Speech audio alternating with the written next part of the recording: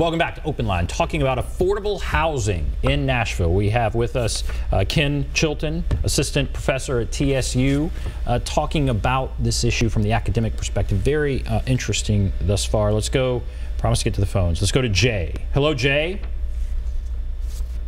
Are you there, Jay? I'll come right back to you. I hope you're there, but I'm going to put you back on hold, and let's go to Lucy. Hello, Lucy. Hey, y'all. Let me talk fast. I've got a solution for these, like the lady said about the older people. For about 5 years now, I talked to all the immigrant taxi cab drivers, and I've been warning them that they were going to get an offer for their house, and I told them to rip it up and throw it in the mail. Because I explained to them once they sold their house, the only place they could live would be like in Podunk, Kentucky or something. They couldn't afford to live in town. They didn't understand this, so I kind of pretty much, I keep covering Antioch for the developers. But the thing that I want to say is I talked to a gentleman here in Nashville. He is a senior, and he got together with a bunch of seniors about 15, 16 years ago to try to fight this. He lived in the West End area. Right. And what they did, there is something that can be done. The game is, what they did is they redistricted everything, and they kind of split the districts around. So the neighborhoods weren't together anymore. And they got these people into city council that would kind of do what the developers and the investors wanted them to do. And a lot of this money doesn't just come out of California. It might be based in California, but this money is coming in here globally. And I've watched, like in California, since the early 80s, late 70s, in California, it has collapsed 3 times on the speculation.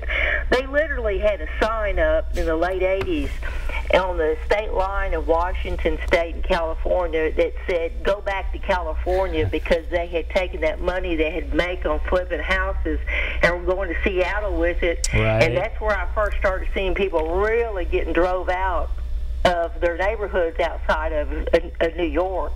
But this is something that our forefathers warned us against, was outside money coming in and not caring about anything. Well, let's talk about that, Lucy. And Lucy, thank you for calling in. Let's talk about that.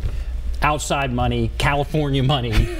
You know, everything's so expensive out in California. They come here, they can buy good grief. You know, but what about what she's saying there? She's right, but again, we have no legislative safeguards to check the flow of capital, from whether it's globally or locally or from California or New York or whatnot. And I don't know what the legislative safeguard would be. Yeah. So it's the free market. They want to come in and buy. We're a hot city. Absolutely. What do we say? Somebody from California can't buy?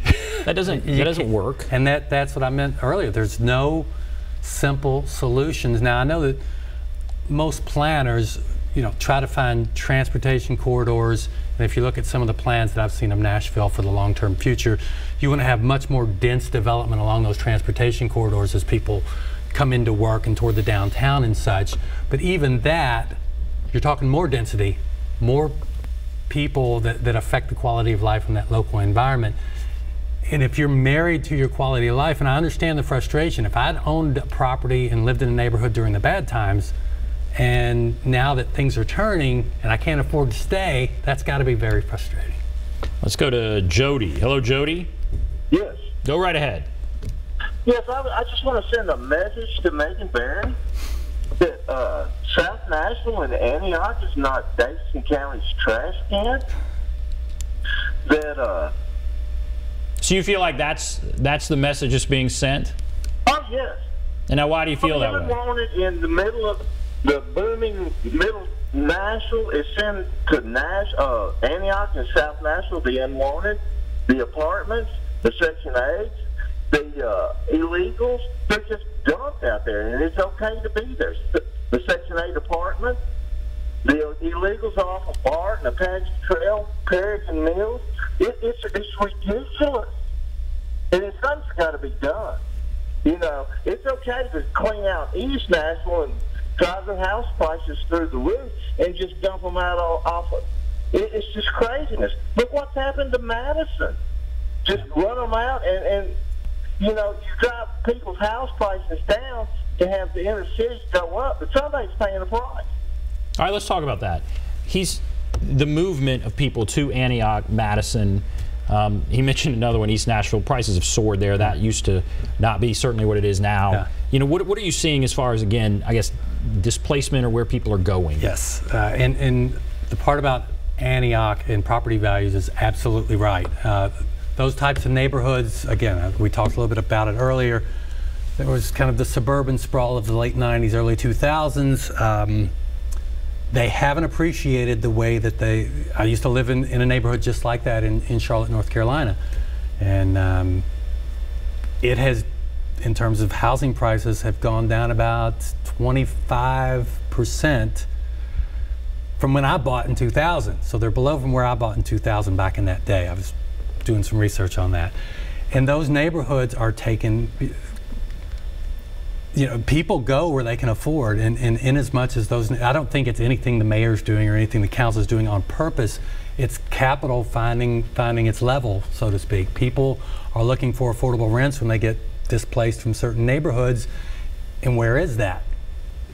And the frustration as someone who owns a property in that neighborhood and see the ownership rate go from, and I've looked at those census tracts down in that area that used to have a high percent and still have a relatively high percent of home ownership, but it used to be in some of those neighborhoods 83, 85% around 2000 in the year 2010, and now it's down in the 70s or getting into the 60s, and it's moving towards much more renter occupied, and with renters oftentimes come much more mobility.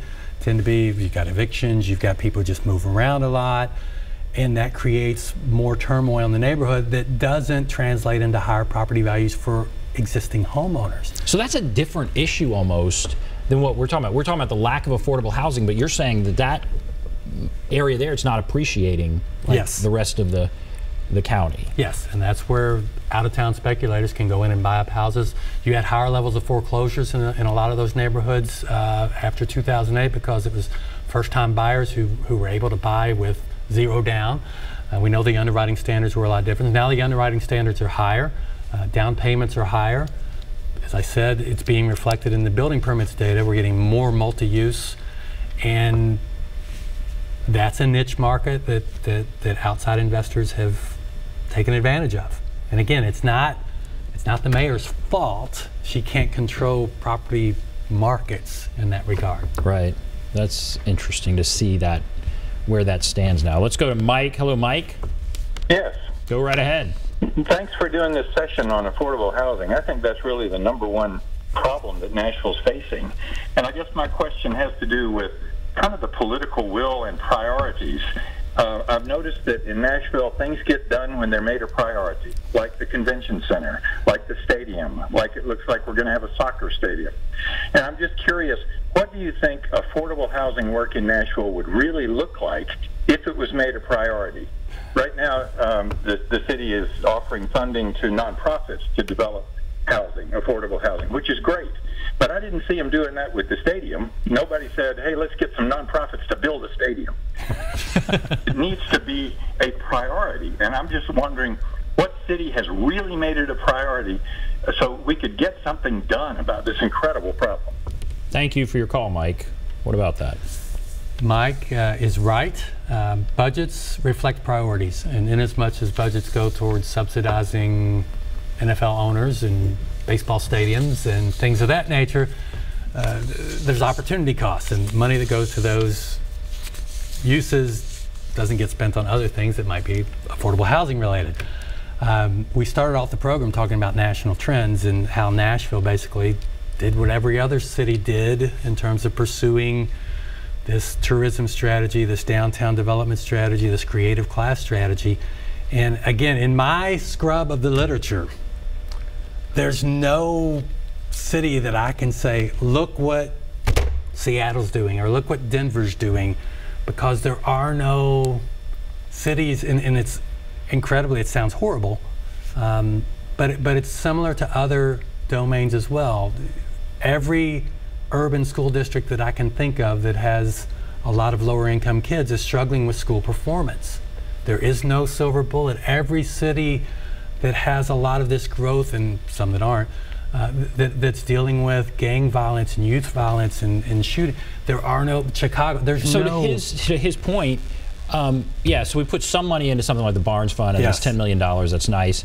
It's nothing like the convention center. What if? And I don't know that you're saying there's maybe not a city that's put that kind of money into Right. affordable housing. What if it did become a priority, and that's probably pie in the sky, but would it work? You put that kind of money into it, what would it do? Now you're putting me on the spot and I have to predict. Obviously, there's more that we could be doing, and I think that's Mike's question is absolutely, or comments were absolutely spot on. There's more that we could do, and changing priorities. You're dealing with a lot of other issues, though. Who controls the agenda? Where's the chamber on this? And they're probably saying the right things, but I don't know if their legislative priorities reflect that. What are local businesses? My theoretical perspective is that when the city's growing like it is now, this is the chance you can ask for concessions. Akron can't go to a developer and say, hey, give us 20% affordable units or we're not going to approve this, because they've got to have it. Nashville has already primed the pump, so do we need to spend a lot of public dollars on underwriting parking lots and stadiums and things like that, or can we let the private market do that and say, now we're going to extract concessions because we can? Now the flip side of that is, do you eventually push out the development? Yeah, and that's the danger. Yes. Now you ended your article, until local leaders develop the political will and state legislators allow local rule, Nashville will continue to experience displacement with all its negative impacts, especially for low-income residents. Yes, and I feel more like that after I prepared for this show. And my dismal answer to Mike's question reflects that. I'm not optimistic in terms of what we can do to make a wholesale change. But the other side of it is changing the culture about housing and affordable housing. Back in the 1970s, when Portland started building bike lanes and bus dedicated lanes, a lot of urban planners thought that was insane. It will never, but now that they've been doing it for 40 years, the culture has changed around that. So in as much as we start making affordable housing and workforce housing a policy priority, there's hope. Over time, over the long term. Take a break. Take a break, be back, wrap everything up right after this.